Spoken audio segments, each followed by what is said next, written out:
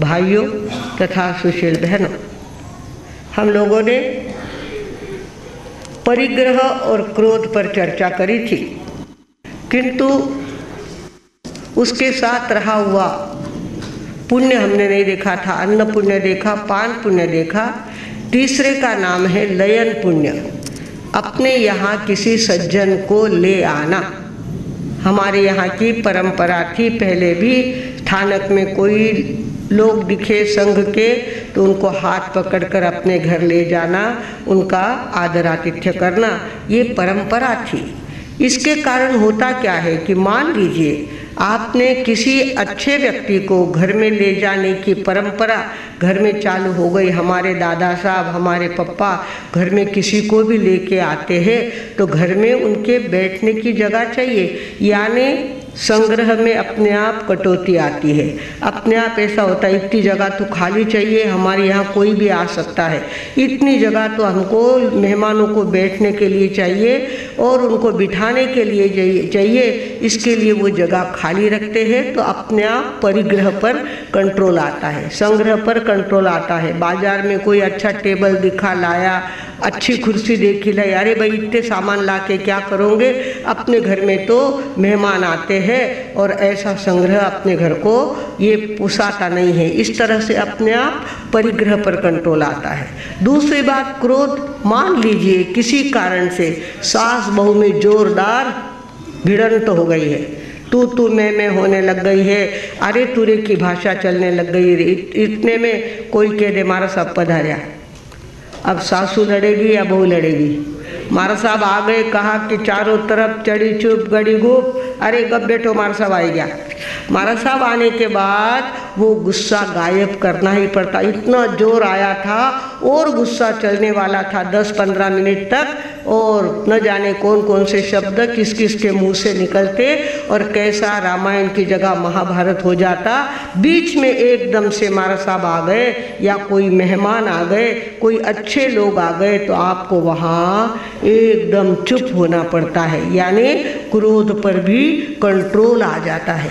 हमारे यहाँ परंपरा है अपने घर किसी को ले आना, लयन पुण्य, यानी घर में किसी को ले आना।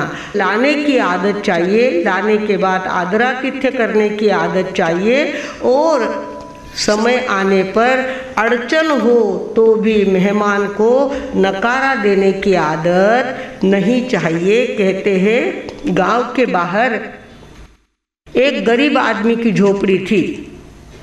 वो झोपड़ी इतनी थी कि वो अकेला सो सके, इतनी जगह उसके अंदर थी, झोपड़ी थी। बरसात के दिन चालू हो गए, धुआंधार बरसात हो रही थी, और एक दिन रात के समय में कोई प्रवासी जंगल से गांव की तरफ जा रहा था। बरसात इतनी हो रही थी, उसको झोपड़ी नजर आई। उसने झोपड़ी को क्या किया, नोकिंग किया। झोपड़ी को नोकन किया तो वो बेचारा सोया हुआ अकेला आदमी उठ करके उसने दरवाज़ा खोला और कहा कि पधारो। अरे पधारे क्या, तुम्हारी यहाँ तो एक ही बिछोने की जगह है, मैं कहाँ रहूँगा? अरे क्या बात है, अपन नहीं सोएंगे, दोनों बैठे रहेंगे, रात भर बैठे रहेंगे, और क्या होगा, मैं नींद नहीं लूँगा, अपन दोनों बैठ करके यहाँ पर रात गुजारेंगे। बाहर इतनी बरसात है, आप कहाँ जाओगे, आप पहले अंदर आ जाओ और बाद में सारी बातें देखेंगे, अपन बैठ करके रात गुजारेंगे, फिक्र मत करो। बरसात जोरों की चल रही थी। दूसरा कोई आदमी जंगल से उधर से आया और उसने भी झोपड़ी देखी तो क्या किया, दरवाज़ा खटखटाया। अब तीसरा आदमी ने भी दरवाज़ा खोला तो देखा अरे इतनी सी झोपड़ी और इसके अंदर 2 आदमी बैठे हुए हैं, मैं यहाँ कहाँ बैठूँगा? तो उस झोपड़ी के मालिक ने कहा घबराने की क्या बात है, हम तीनों खड़े रहेंगे। क्या कहा, हम तीनों खड़े रहेंगे, किंतु आप इतनी बरसात में बाहर नहीं जा सकते, आगे जंगल है, गांव दूर है, और आप तो अंदर आ जाइए, हम बरसात से तो बचेंगे। तीनों की रात बिना बरसात के तो जाएगी, आपको नहीं जाना है, आप यहाँ अंदर आ जाओ। उसको भी अंदर ले लिया और तीनों खड़े खड़े रात गुजारी। और हम है कि हमारे यहाँ दुनिया भर की सुविधा होते हुए भी कहते हैं ते जमणार नहीं, आपल्या घरी शक्य नाही. व्यायांना बोलू नका. व्यायांना सांगायचं यायचं असेल तर तुम्ही दोघंच या, तिसऱ्याला कोणी आणू नका, आमच्या इथं जागा नहीं. ये नहीं कहना बहुत बड़ा अपशकुन होता है भगवानों. हमेशा याद रखना, चाहे जितनी अड़चन पड़े हमें कोई फिक्र नहीं, किंतु आने वालों को आदर देना चाहिए. और नहीं तो आव नहीं, आदर नहीं, नहीं नयनन में नेह.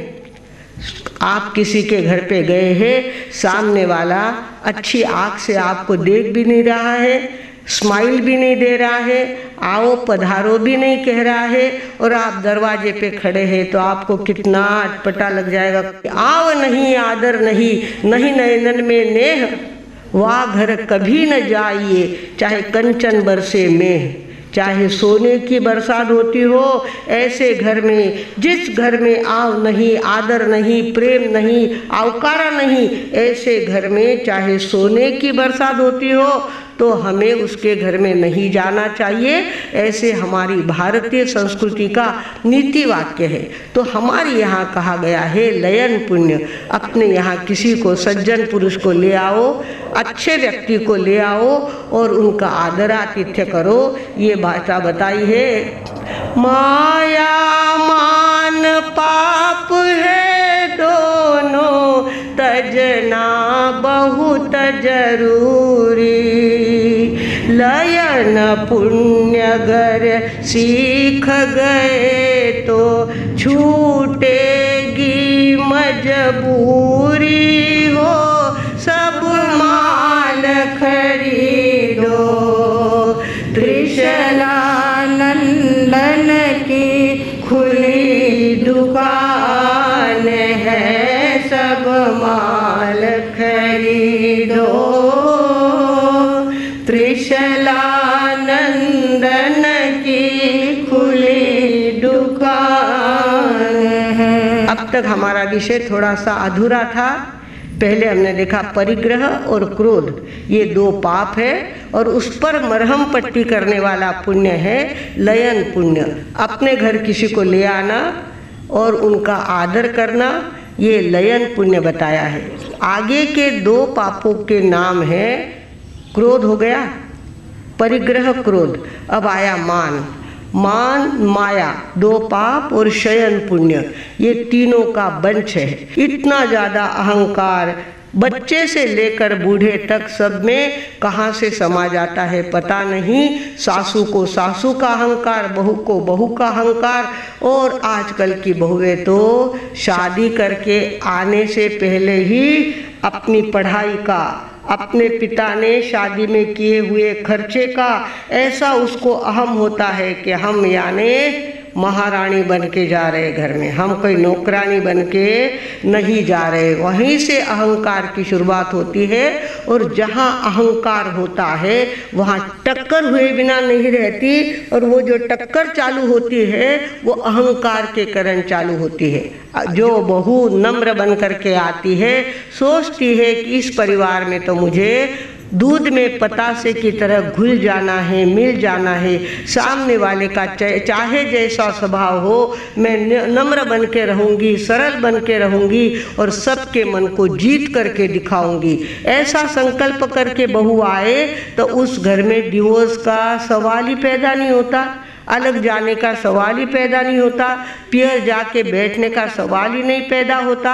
आजकल देखो तो शादी हुई नहीं कि 2 महीने के बाद सुनते हैं बेटी तो घर आ गई. अरे 2 महीने के बाद अहंकार की टक्कर हो गई.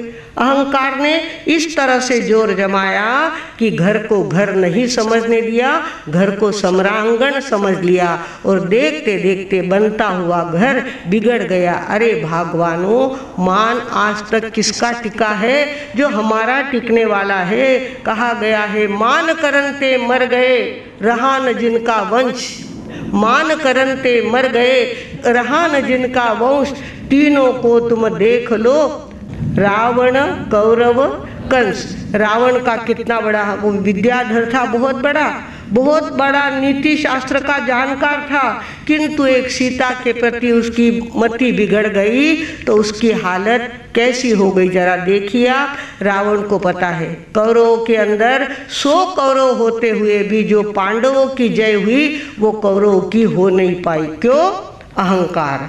और कंस में भी अहंकार था कि सारी वृंदावन का दूध हमारे मथुरा में आना चाहिए। तो तीनों को तुम देख लो, रावण कौरव कंस, आज तक रावण की शक्ति कहते हैं इतनी बड़ी थी, उसके 10 सर थे और आगे पीछे उसका चेहरा हो इतनी ज़्यादा, मतलब पीछे का भी उसको दिखता था, आगे का भी दिखता था।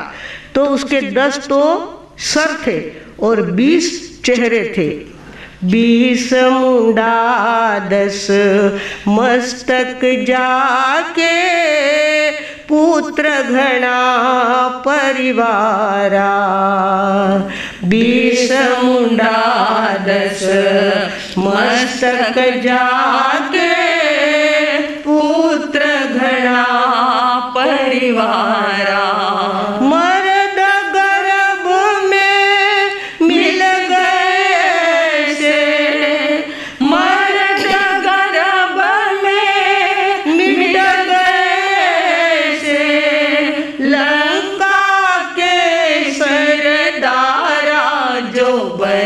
धन पामना रे दीन चारा, जो बन धन पामना रे दीन चारा। यौवन और धन सिर्फ 4 दिन के मेहमान हैं। जब जवानी आती है तो आदमी अकड़ता है।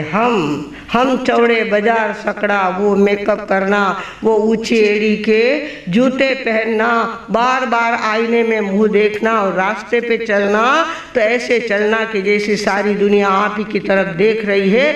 इस तरह का अहंकार जवानी में आ जाता है। पर देखते देखते जवानी तो कब हाथ से फिसल गई पता तक नहीं लगा। जवानी गुजराती के अंदर कहते जो जाने वाली है उसका नाम जवानी है। जे जवानी छे तेनु नाम जवानी छे। जो जाने वाली है उसका नाम जवानी है। अभी आई थी और कहाँ चली गई पता नहीं चला। बाल होने लग गए सफ़ेद, चाहे जितने कलप करो रंग करो फिर से सफ़ेद, इधर से रंग आया फिर से सफ़ेद। इस तरह से कितनी मेहनत उन सफ़ेद को काला बनाने के लिए आपको करनी पड़ती है। देखते देखते दांत कब टूट गया पता नहीं चला, कान में कब सुनाई देने लग गया, आँख को चश्मा लग गया। देखते देखते जवानी हाथ में से चली जाती है। और ये पैसा तो कैसी है, नाते की औरत है। जैसे पराई स्त्री नाते से लाई हुई घर में होती है, उसका कोई भरोसा होता है क्या? इस तरह से कहते हैं ये माया नाते की औरत, ये माया नाते की औरत सुंदर किसकी बनी नहीं। चाहे जितना करो परिश्रम इसके सर कोई धनी नहीं। चाहे जितना करो परिश्रम इसके सर कोई धनी नहीं। देखते देखते जो रोड़पति थे वे करोड़पति बन गए और जो करोड़पति थे वो वड़ा पाव की दुकान लगा के खड़े होने लग गए। इसका अहंकार करने जैसा कुछ नहीं होता। पर आदमी में न जाने कितने प्रकार के अहंकार जागृत हो जाते हैं। पहले तो अहंकार होता है अपनी जाति का। हम तो यजुर्वेदी ब्राह्मण हैं, हम तो ऊंची कोटि के ब्राह्मण हैं, हमको उनके हाथ का चलता नहीं, हमारी लड़की उनके घर में देते नहीं, वो तो 2 नंबर के हैं। चाहे वो 10-20 का सवाल हो, चाहे मारवाड़ी गुजराती का सवाल हो, मराठी के अंदर 96 कुळी आणि 92 कुळी, आम्ही 96 कुळी आहे, 92 कुळीची मुलगी आम्हाला चालत नाही, 92 कुळीच्या घरात आम्ही मुलगी देत नहीं। इस तरह से 96 कुळी और 92 कुळी। कुछ लोग अपनी जाति का नाम लेते हैं तो भी बोलते बोलते उनके अंदर में अहंकार आ जाता। हम तो बिस्सा ओसवाल है। ओहो कितना बड़ा आपने जैसे लिख करके ये जाति आपके नाम से लाई, आपको तो पता ही नहीं था। आप जन्मे थे आपको पता नहीं था आपके पिता का नाम क्या है, माँ का नाम क्या है, कौन सी जाति है, कुछ भी पता नहीं होते हुए भी आदमी अकड़ जाता है। जाति मद, जाति का मद होता है, एक मद होता है कुल का मद, हमारी परंपरा, हम राणा प्रताप के वंश के हैं। हमारे लोणीकंद के अंदर तुकाराम महाराज के वंशज 13वीं पीढ़ी उनकी चल रही है। वो कहते हम ही तुकाराम महाराजांच्या वंशातले आहो, आमची 13वीं पीढ़ी चालू है। इस तरह से एक कुल का भी अहंकार होता है, जाति का अहंकार, कुल का अहंकार होता है।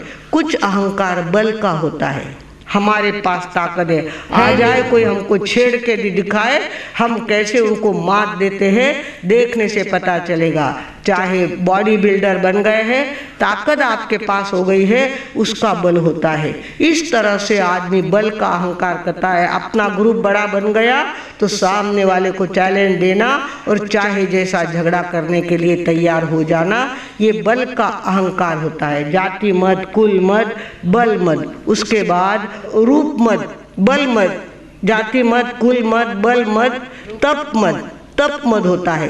तपश्चर्या आप करते हो, आपको बार बार धन्यवाद है, पर तप का अहंकार करने की कोई जरूरत है क्या?